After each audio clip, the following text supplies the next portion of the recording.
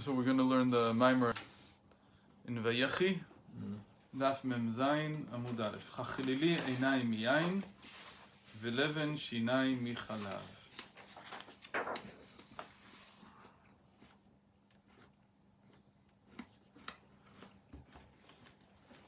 Who was that said about? No, Yehuda? who was that said about? Hmm? Who was that said about? Yehuda? Said about Yehuda. Let's see a translation of it, because it's a hard pasuk to translate.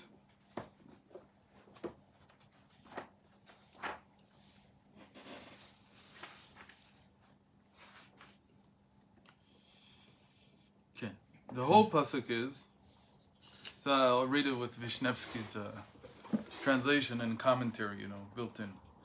Your portion of the promised land will be so fertile that your typical descendant will tie his donkey to a single vine by loading the donkey up with grapes of only one vine. Okay, so you'll need a whole donkey to carry the grapes off of one vine. That's osri lagefen iro. Iro is like an ayr. It's a donkey. Okay. Furthermore, he will tie his donkey full to a single vine branch by loading it up with grapes. So he did, it's important to know, Vishnevsky did something here that you can't do. But he did it anyway, even though he was told not to do it. So he made a decision. It's a hard decision to make. I don't know what I would have decided in the end. Anywhere the Rashi brings two explanations, he wrote both of them into the translation. I didn't choose one in preference to the other. The simple pshat by the Rebbe is that you choose the first one. There's a problem with the first one, so you have to have another one. But it doesn't mean that you can put both in the translation of the verse. But you can translate the You whole can Rashi. say what he should have done is, instead of furthermore he will tie his donkey full to a single vine branch and so on, what he did here is he put them all in bold. So you think that it just repeats twice, meaning if you didn't know the Hebrew, what you think was happening is that the verse is saying twice, Osri lagefen iro, or something like that. Yeah. The way I would have done it It's is a the second time. further comment by Rashi. Right. A second. Well, I think you have to say Rashi because everybody knows that he incorporates Rashi into the translation, which is fine. Okay. But just to say, furthermore, he will tie his donkey full to a single vine branch and not bold it. And just put it, or alternately, or something like that. Furthermore, it doesn't matter. With loading it up with the grapes of only one branch, meaning there's another explanation that he's talking about one single branch, not just a whole vine. That's the difference between them.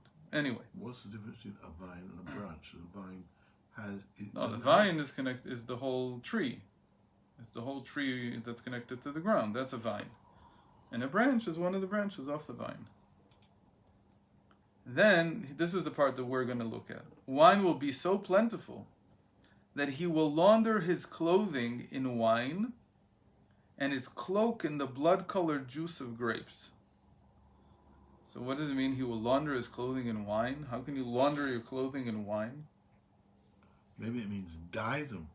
Maybe That's what I think it means. It means that he will dye them. But really it says... It's like the Roman emperors have used some sort of tchelet dye to make Yeah, their but clothes. still it says kibes. Kibes bayayin levusho.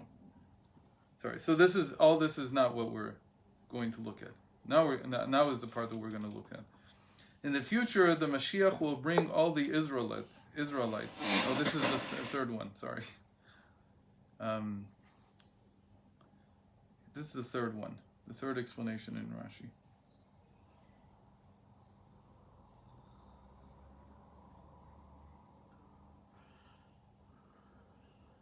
Okay, third explanation. In the future, this is the one we're going to look at. The Messiah will bring all the Israelites, symbolized by the vine, to surround Jerusalem, where they will build the temple. Why is the Israelites symbolized by the vine? It's called Gefen Poria Yisrael. There's a pasuk in Hosea. The righteous, symbolized by the vine, will surround the Messiah, who will enter Jerusalem astride his donkey. And those who teach the Torah will study with him. That's what it means, that Bnei Atono. His garments will be dyed fine purple, and its clothing will be of wool dyed crimson and other colors. From the wine. Okay. Okay, that's what No, but here is not talking about from the wine. It doesn't mention in the third explanation. It doesn't even mention that it's from the vine. It's all because it's all an allegory.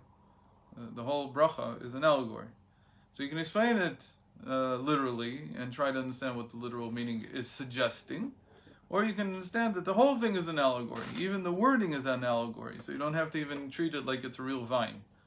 Meaning that it's talking about the colors. It's not talking about the vine at all. In any case. So the point here is the garments will be dyed. You can't take away the true meaning of the pasuk. There is no true meaning here. First of all, there are certain words there which are there. They must mean something. But it's a poem. In a poem, you assume poetic license. It's not just poetic license. In a poem, you assume that the literal meaning is absent, because the poem is not meant to convey a literal meaning, unless it's in haiku. Excuse me, this is the Torah, not a poem. Doesn't matter. The Torah uses poems. The Torah uses poems. When there's places like here where it's a poem, there's no question that it is. Take the very first pasuk in the whole Torah. That's not a poem. That's not a poem.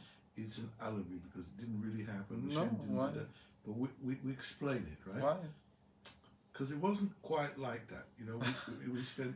Yeah, but it's not against the pshat. It means to describe something, and it means to describe something in reality. In the poem, there's no necessarily connection with reality. Hard to believe that the Chumash is saying something which has no connection to Why? reality. Why not? Why not? That's the purpose of poetry. Well, the purpose of the Torah is to teach you. You learn stuff from it. There's something there's a lot to be learned from it. It's like wisdom. Like in the same way that you wouldn't expect Mishlei, Proverbs, to be talking about there actually being a woman who is a harlot. No, it's talking about the false wisdom. And it's likening her. Compare Mishlei. I don't know if you can. So that's Mishlei and Torah. That's the question. Where in the Torah is it like Mishlei? Where in the Torah is it like Shmuel? Okay. Where in the Torah are we talking about something that's describing the literal meaning of something that happened, even if it's using an allegory to describe it, but it's describing some actual event? Well, I hate to argue with you. I don't like to argue. Why? Because the Torah to me is a book of instructions, so therefore every sentence must have some literal meaning. And not literal meaning, some hora. Yeah. Hora doesn't have to be literal. Hora can be like Mishlei. There's a lot to learn from it. There's something that you need to do. Direct hora, not something that you need to. But it's not direct. When it's not talking about a chamor and a para, it's not direct. When it's talking about this thing, anybody who reads it understands right away that we're talking about something allegorical, because it's the nature of the speech. In the same way, when Bilam, read the Sikha, there's a very important Sikha from the Rebbe about this. Where? On Bilam. I don't remember where it is. On Bilam's Mishalim. So he asks the question, why is it, and this is exactly what Rashi does here, why is it that Rashi, instead of explaining a literal meaning, goes to Unklus? And Unklus also, in these places, like...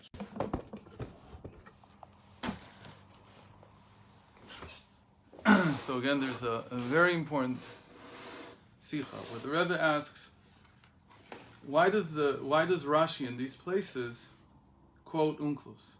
Okay. And why does Unklus in these places explain it allegorically, whereas Unklus usually is the most literal of explanations? When he translates it into Aramaic, he doesn't do anything that has to do with interpretation. He's completely a literalist, Unklus. He's mamish translating word for word. Right. But here in these places, suddenly he explains Midrashim. Okay, because it's not clear. Not because it's not clear, because there's no pshat. You read the Sikha. Because when it's a poem, it's not meant to be pshat. Because you're saying it's a mashal. You're saying to begin with. In the same way, when one of the prophets Yirmiyahu sees a sir nafuach. What is a sir is a big question. Most people translate it as a pot. Pudding. But really what it is probably a type of bush. Means Yoshami Kogul. So it's a type of bush, Yeah. and he sees it, and it's facing north, and it's puffed up like it's after. Anyway, there's no pshat. He didn't see. It's not he saw something and then ideas came to his head. No, it's prophecy. In his prophecy, he sees a vision. The vision may be of something that exists somewhere in the world that's not impossible, but he's not describing something that he saw in the physical world. He's describing a vision that he has. So it's all allegory from beginning to end. When the Torah says Bereshis bara Elokim es hashamayim v'haaretz, it doesn't mean to say it's an allegory. It means to say, as much as you'll try to study reality, this is the best description I can give you of what happened. It's not of a vision. It's not of something outside of reality. It's very important to make these distinctions. You can learn from all of it. It doesn't matter if it's a chamor shenagachta para or para shenagachta chamor shenagachta para, whatever it is. It doesn't really matter. It's not like that. It's not a halachic type of teaching, though you might be able to get some halachas from here. I don't know. The point here is to teach you a different type of hora, like in Mishlei. Okay? So what's the hora here? So either one is it's just a blessing, and the blessing is giving exactly. So a vision, a metaphor. So what is the blessing that Yaakov is giving Yehuda? Oh, okay.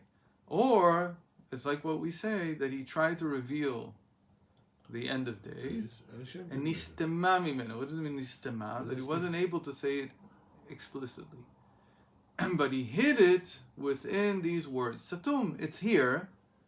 But in Me'am Ro'ez, for example, it says that he wanted to give the end of days, and he couldn't open his mouth, and so he sent them away. And then he brought them back another time for all these brachas. Okay. And in the brachas, he put what he couldn't say before. That doesn't matter. In the end, the brachos are, according to the sages, you should understand them as alluding to the end of days also. Okay, so how does this bracha of Yaakov to Yehuda allude to the end of days? Okay, so that's what we just read. Yeah. That it's about the Mashiach, and it's saying that the Mashiach will dye his clothing in purple, and his, what else did he say here? He will dye his clothing in purple, and his clothes will be of wool dyed crimson and other colors. Okay, say so. That's the Medrash. What? What is that book? Which one? From Vishnevsky. This is his work on the Rebbe's, all the Rebbe's commentary on the Chumash. Okay, so all that's nice and good. That's not Kabbalah. It's not Chassidus. That's Medrash. Kabbalah and Chassidus take this to a completely different direction. Okay, because we want to learn something in Avodas Hashem from it. We want to learn something about how our psyche works, so we can serve Hashem better. So he says like this: Chachlili anai miyain veleven shinai michalav.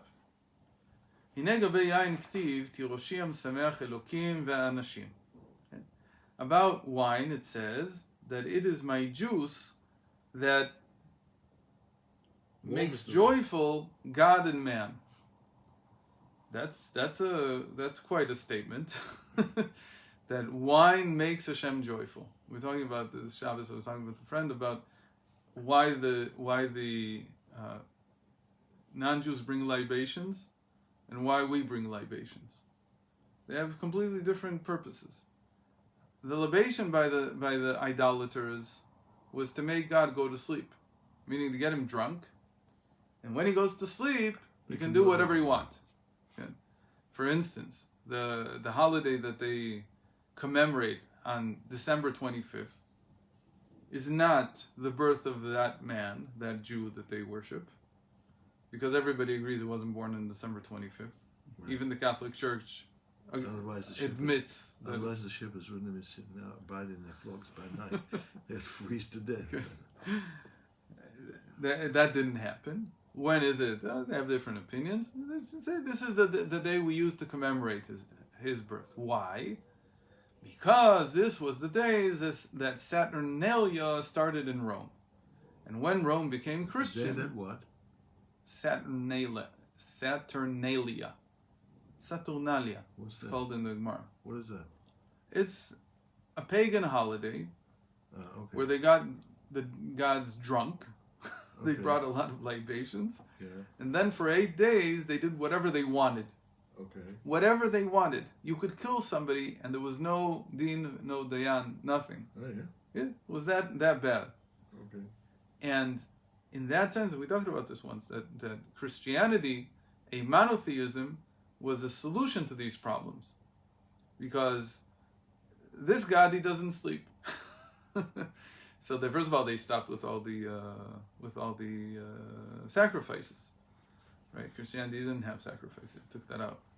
So there were no libations, no sacrifices. If anything, they give the person a little bit of wine and a cracker to eat, but that's the end of it. So they purged all this. They purged the purging. They got rid of it, and so they commemorated it that thanks to this man, we were able to take idolatry out of the world. So that's why somebody in Shul said yesterday that the whole reason of this was all because Adam Arishan brought a sacrifice. That's what it says in the Gemara. The whole Saturnalia started from Adam Rishon. Because by Adam Rishon, this was after he was created, and the days started getting shorter and shorter. And on the 21st, apparently, not the 25th, which was the shortest day or something like that, then he started lighting candles, because after that the days became longer. So it could be that in 25th it's more pronounced, whatever, I don't know. What was that called? Saturnalia. That's what they called it in Rome. That was no, but they had a different name for it. I don't remember. The Gemara brings Saturnalia. It could be other names. Anyway, so that's why the non-Jews, the idolaters, brought libation, a wine libation. Why do Jews bring a wine libation? So it says here, mesameach, because it makes God happy. Not makes him drunk. When you bring a korban. It makes him happy. I'm settled, so what are we talking about? God makes him happy by... So it's hard. Happy because we brought a korban for him. He settled, so bring the korban. Why do you need the libation? So the understanding is, again, that it's symbolic. Whatever it does in man, it also does, whatever it does below, it does above. By man, what does the wine affect? It affects his thinking. It raises him to a higher level of consciousness, if drunk in the right amount. And that same thing happens by Hashem. That's called coming to joy. So now we have to understand what this means. So he says, how could wine have this tremendous effect to affect man and to affect the God? How could it do that? So to understand this, why we're using this wine, why Yaakov is blessing Yehuda with his eyes being red from wine, okay? Meaning that he'll drink good wine. That's the pshat. The pshat is chachlili einayim miyayin, means your eyes are going to be bloodshot because you drank wine. That's what it literally means.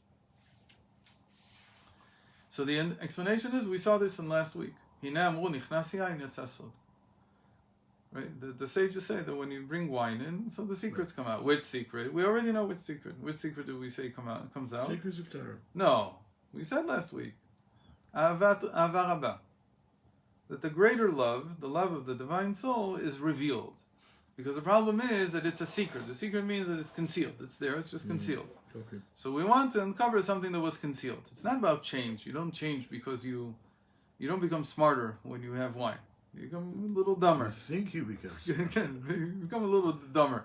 But that's fine, because what's leaving you is the perception of change. And what you're gaining is the perception of God's eternity. And that is what reveals the divine soul's love to Hashem. The Ahava Rabbah, as we talked about last week and the week before. And he's drilling this in.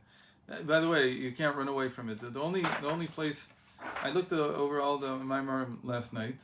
The only Maimar that could be different, but it was very, very difficult, is what's in the Hosafos. And the Hosafos here, he has 2 Maimarim for Vayechi. And Why is that in a separate section? I don't know why they did it separately. I must have printed it twice. The second one is wonderful. Ben Purat Yosef, Ben Purat Aliyah. It's just full of things. But it has a lot of Kabbalah in it. And I'm not sure I even can explain most of it.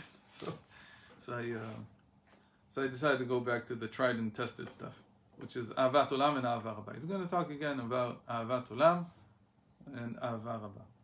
So Ahava Rabba is when you drink wine. נכנס יין יצא סוד, והעניין כי בתורה יש שתי בחינות, יין וחלב. So to understand this, what do we mean that you drink wine, secrets come out? As we said, that's Ahava Rabba, but now we'll explain it.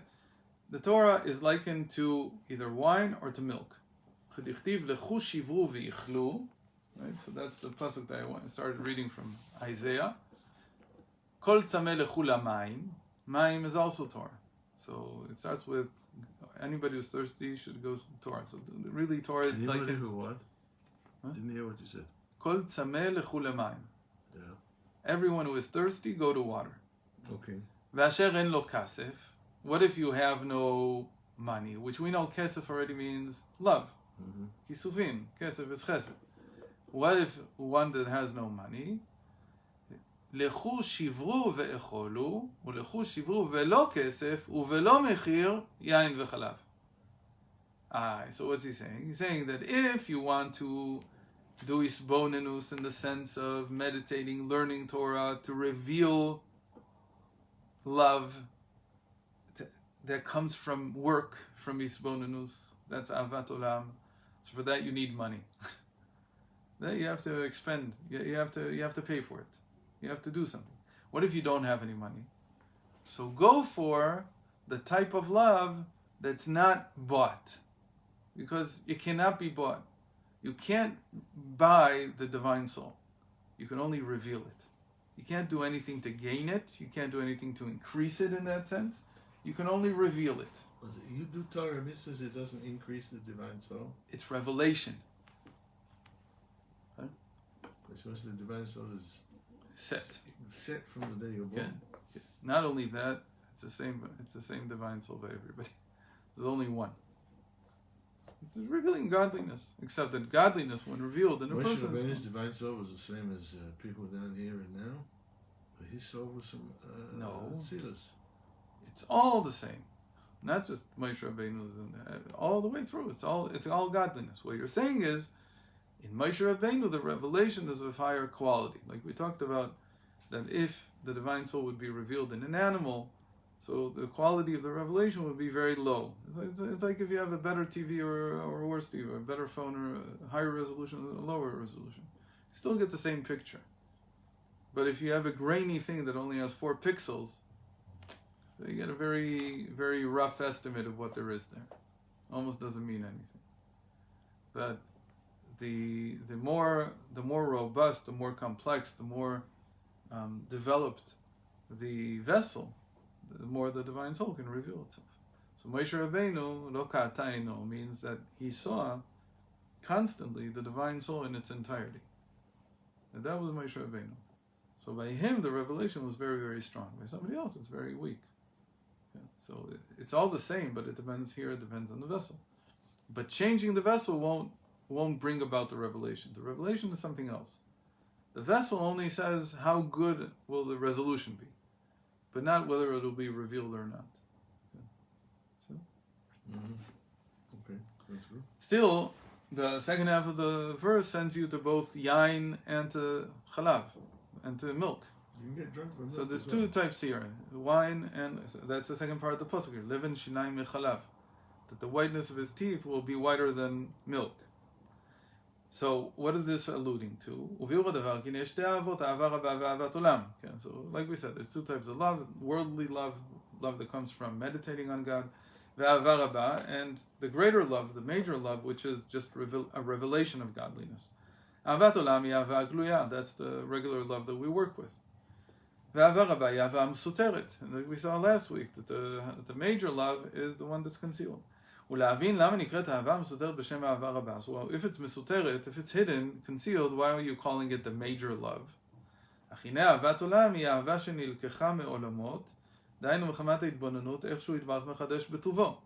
like we said, the ahavat olam, the love of the animal soul, the worldly love, it comes from meditating on how Hashem is renewing, changing.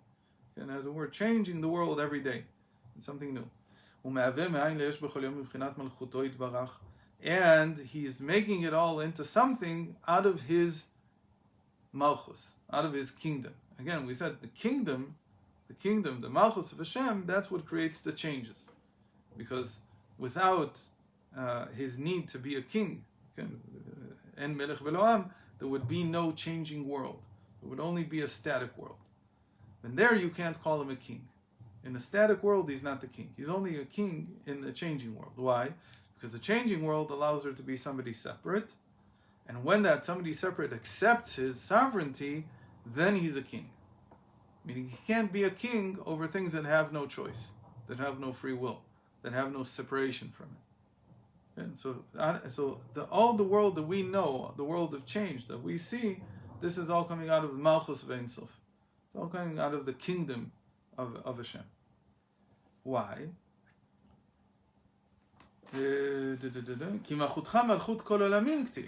Because Malchus is about the place where there is concealment, where there's no apparent revelation of Hashem. And this is memale kol alamin, vesovev kol alamin, v'ata mechaya et kulam. And this includes, this time he writes all three, memale, sovev, and the chayus inside. So he's saying that even though normally we say that sovev is beyond malchus, the sovev is something beyond. Still, even in this understanding, when you understand that without malchus, he would not have created anything the way that it is now. So really, because of his malchus, because of his want to be a king, he created everything, including the sovev, the part that doesn't change, as it were. Okay? But it's all in order to allow a person, allow him to be called king. That's the. Okay. And it's not, the life force that he gives is not the same as the life force that the soul gives the body. Why? Because hachayut mitpashet umitlabesh b'guf mamash lachyoto. Because by the soul, it's the soul itself that extends into the organs and gives them life. So the soul itself is changing. That's why, the explanation always, why is it that when your finger hurts, your soul feels it? The essence of the soul feels it. And the soul is changed by its experiences in this world. Its mamash changed. That's because it itself extends. But by Hashem, because he is separate from the world, really he's separate, even though he wanted to be the king, and because he wants to be the king, he extends also, meaning he goes through, as it were, creating a change, creating something separate. But because he's the creator also, and he's really separate from all of this, he's completely exalted from all this. It's only his name that extends into the world. So when you say that Hashem can be found in the world through Ahavat Olam, or not just Ahavat Olam, sorry, I didn't say that right. So when you say that Hashem, his Malchus creates this world, all of it, Ahavat Olam, Harabar, everything, you still have to keep something out of the equation. Okay? This is a big deal. It's a very big deal. Because if you go to the East, what did they tell you? God and the world are the same thing. There's no difference. Don't separate him out. There's no such thing as God separate from the world. And what we say is no, that's absolutely not true. You're right that there's immanence, and Hashem reveals himself and his part. He gives the life force into the world. And the fact that I can move my hand, that's godliness. That's true. But that's not God. It's not the same thing. It's a quality of divinity. It's not the divine itself. Hashem himself is beyond all the worlds. And so his malchus is not him. You can't equate and make an identity between God and the world. It's not the same thing. Two separate things. What was the world created from? From Hashem's want to be a king. That's what it was created from. But it doesn't mean that he and the world are the same thing. So it's a very important distinction. You're looking at me like... So what's this love when you say Shema Yisrael? when you're talking about loving Hashem, what's that? That's Avos. It's Avos Olam, Avos אהבה רבה. That's אהבה רבה. ברור שאין פה מלכותו לעולם ועד, אז אהבת עולם. That's Yichud Ha'Elah, Yichud Ha'Tata. That's exactly what it means. Yichud Ha'Tata is how So you say say there's it. only some point of Hashem which is in the world. Where's the rest of Hashem? It almost doesn't mean anything, because rest of is only a concept that has any meaning in our world. In a world that's governed by change and by fractions, by pieces, by whatever you want to call it, separateness, then a part of has some kind of meaning. When you go back to Hashem, that doesn't mean it. It almost doesn't mean anything. It only means something in this world that He created. It's a subset of His logic. I don't know even how to describe it from Hashem's point of view.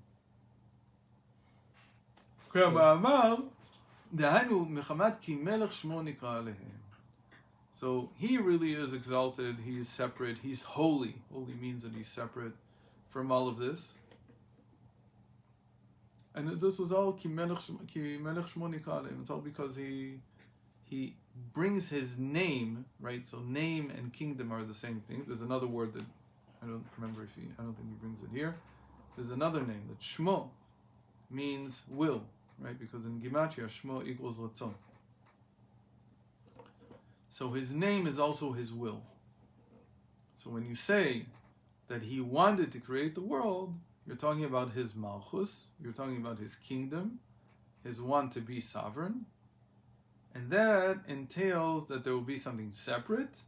And if there's something separate, now there's something that's separate. The human being who has free will takes upon himself, he accepts the yoke of heaven, which means to do God's will, meaning to perform exactly the reason for which the world was created.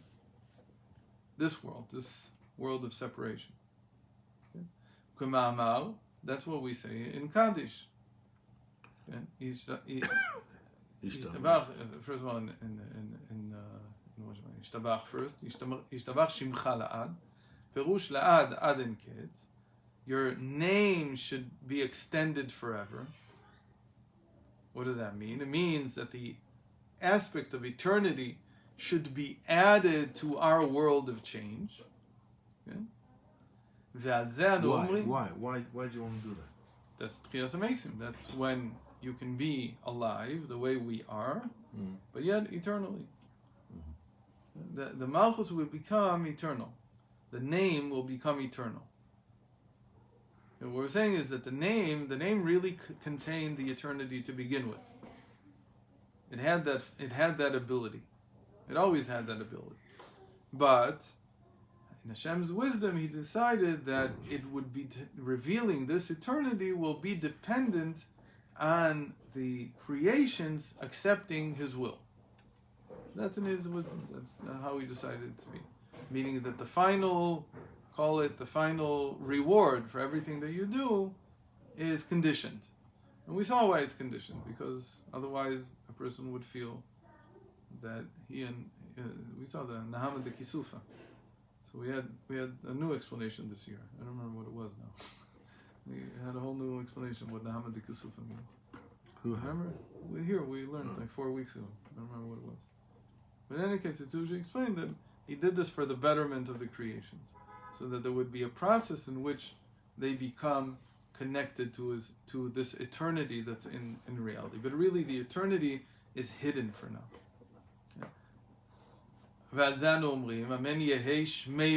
May His great name. What do you mean His great name? His great name is the will that created the world. That's the Malchus. It should be blessed, but we add to it La'olam Lo'olmei Olmaya Yitbarech. When we add to it eternally, He should be blessed. The fact that we add the eternally to it means the same thing as Yishtabach Shimcha La'ad. That we add the idea of eternity to His name, meaning that the will, so people can tell you, what does this mean? What does it mean when you say Yishtabach Shimcha La'ad? What are you saying to Hashem? When you say Yehesh Merava Mvorach La'olam U'La'olmei Olmaya, what are you saying? So people think, I'm saying that God's name should always be blessed forever. Okay, who should do that? Who should bless him forever? Us? Okay. So what are we saying, really? We want to add eternity into our existence. That's Tchiyas HaMesim. That's what it means. That when eternity, there is an eternity possible here, but it hasn't been revealed yet. This aspect of his eternity in reality has not been revealed. So that we're asking, that we're praying for, that it be revealed. But what will that entail? It will entail that people will do his will constantly. And then you can understand if it's eternally, if we eternally do his will, then you can begin to understand why it's not a mitzvah anymore. Why we say that after Tchiyas HaMesim, there's no more mitzvahs. And the Rebbe explains, it's not that the people won't do the mitzvahs, not that you won't put tefillin on, you will. But it's not shaykh to call it a mitzvah. It's not the correct name anymore to call it a commandment. Because for you to do something eternally, it can't be fully conscious. What does it have to turn into? It has to turn into something like breathing. And breathing, you can't command somebody to breathe. Why? Because it's going to become their nature. It's their nature to breathe. So it's not shaykh to call it a mitzvah. But it doesn't mean you won't put tefillin on. Of course you'll put tefillin on. You just won't say, Asher Kichan b'mitzvotav, that's all. You won't be able to make the blessing. Yeah? Isn't the world going to get very, very full if nobody dies anymore? No, it says there's no more Priya V'Rviyah. I don't know. No, you don't need to. Because what is Priya V'Rviyah? What is being fruitful and multiplying? To bring out more souls into the world. Bring them all down. Okay. But once they've all been expressed, you're done. You don't need any more. Everybody's been expressed already. And everybody will receive another expression. But it won't come through procreation. It will come through expression. Helem v'gilui. It will come through just being. We, right now, we're in the world of change. So for us to create a person means that a man and a woman are together and she's pregnant for 9 months and he comes out. It doesn't mean that in the future there won't come out from a woman's womb, because the womb is called the grave. It could very well be that they will come out of the womb, but the expression will be immediate, because it's not the world of change anymore. It's not a world of process. It's a world of instantaneous expression. It's just expressed. There's this soul that's been waiting. Okay, here's a body. The body comes out right away. Of course, it doesn't mean it does mean really. It's a metaphor. It doesn't come to say that babies will be dropping out of women's bodies as they walk down the street, one after another. It's coming to say what the expression is going to be like. It's not going to be the way we understand it today. The way we understand the expression of a soul today is that it has to pass through this 9-month process. And in the future, it won't. So how will it be expressed? It'll have a body, have this, that, the other thing, but it's not going to be born from a womb. Because a womb still is going to take 9 months. That's not going to change, apparently. So the womb is not the solution. But the prophet is using the metaphor of the womb to explain to you what it means that something is expressed instantaneously in 9 hours instead of in 9 months. That's what he's trying to get across. Although it could be that literally there's such an opinion, the Rebbe brings it also, that it might be that there's a certain stage of the Olam Haba, of the world to come, where these things that are miraculous will also happen as a part of nature.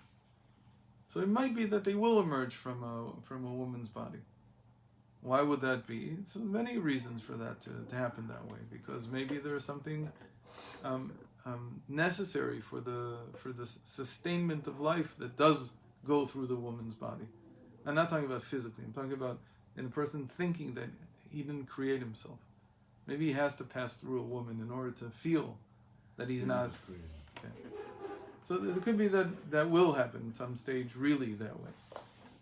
But again, the whole point is that it's gilui. Okay.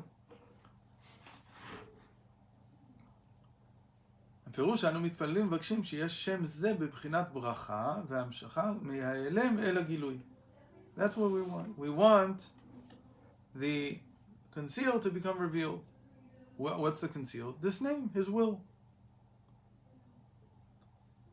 דהיינו, שלא יהיה בחינת ההיעלם והסתר פנים אצלנו בידיעת אנשים ולמדע בלבד, שאין זה אלא בחינת הודאה.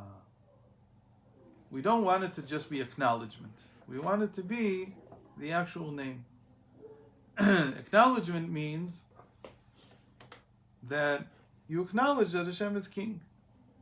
It's an acknowledgement. But if you do it, if you do His will, if you perform His will is revealed, that becomes what we call blessing.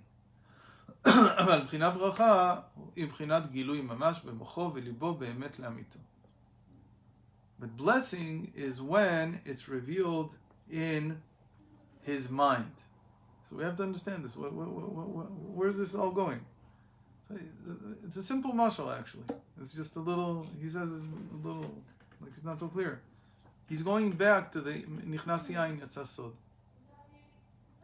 Says, if you're only looking at the soul the way it's in the body, so there it's fine, because the soul changed, because the soul extends from the mind where it starts to every organ in the body, and there's actual change, and it's now there, and it moved from here to there. That happened. That's in the soul. But he told us in Hashem it's not that way. That in God it's not that way, because it's only His name, and His name is not a real extension, meaning the name extends, but God Himself remains aloof from it, above it. When we say we want a bracha, we're saying that we want to enter the state of the mind in order to connect to the source of the extension. Again, in the body, if I touch you here, I feel it here. In the world, if I touch Hashem here, it's not necessarily felt in the source. That we talked a lot about with the idea, with the Akatza Akata, if you remember. We talked about Sdom. They said that he came down. Why did he come down? Because the same thing is the extension of the soul from the brain into the body part. And now he knows. Now when you feel it here, now he knows. But because Hashem is aloof, He's above, He's not the same thing as a soul in the body, there's still a difference. So that's an extra process that has to happen. So that's what we mean by bracha. We're saying that if a bracha means coming down, le'avrich, like we said, to knee, to take the vine and pull it down into the ground and make a new vine out of it. Same thing has to happen by Hashem, as a word. That I want Him to come and be expressed here. So that's the thing that's different between Malchus, the way that we understand Malchus in our mashal of the human being, and the way, what does this mean? That when you bring wine in, there's just a little bit difference here. When you bring wine in, and it's as if you're extending the brain into the organs.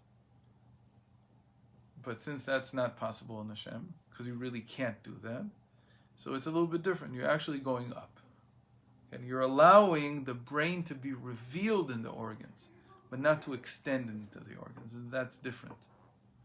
You can't actually extend Hashem's mind into the world. You can't do that.